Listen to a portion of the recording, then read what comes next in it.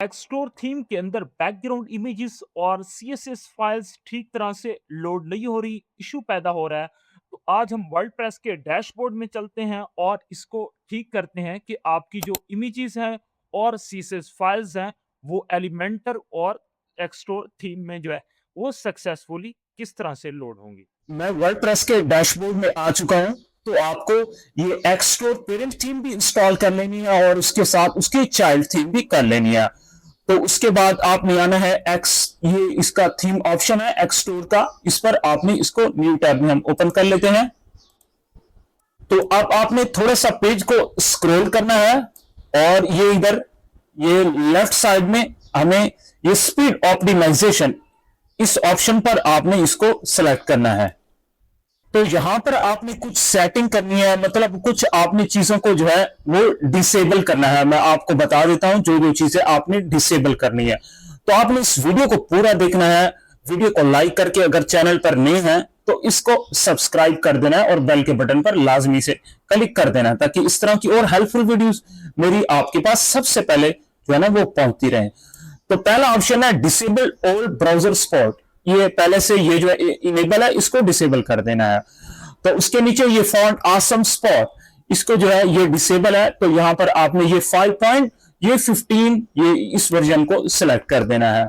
और इसके नीचे तो हम मजीद स्क्रॉल डाउन करते हैं और इस तरह के बाकी जो टॉगल है उनको भी हम इस तरह से यहां से ऑफ करते हैं। कौन कौन से आपने इस वीडियो को जो है वो गौर से देखते रहना है, ताकि आपको जो है ना ये ऑप्शन सही तरह से जो है ना आप समझ सकें कि कौन सा ऑप्शन जो है आपने उसको इनेबल रखना है, कौन सा डिसेबल रखना है। तो ये आ रहा है सीएसएस मिनिफिकेशन, इसको भी इस तरह से डिसेबल कर देना है।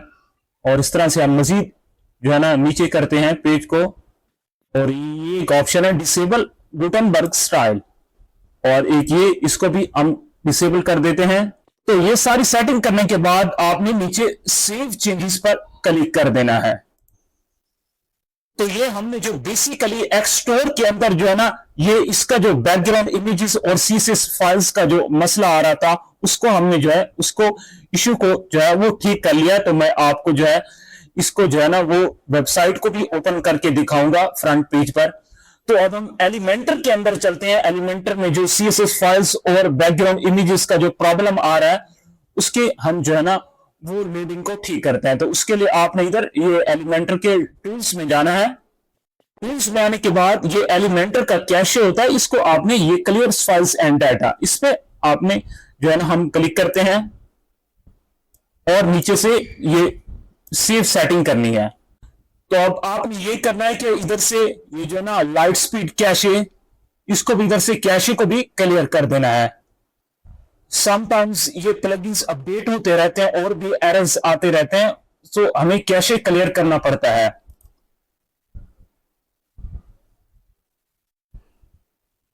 तो अब हमने दोबारा प्लगइन्स पे आना है और प्लगइन्स को चेक करना है, किसी प्लगइन्स को अपडेट की जरूरत तो नहीं है।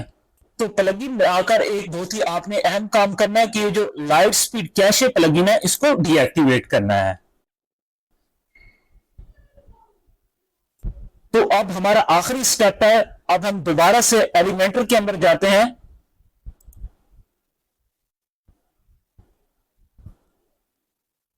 तो अब हमारा आखिरी स्टेप है, इसको भी आपने जो है केयरफुली जो है ना वो देखना है।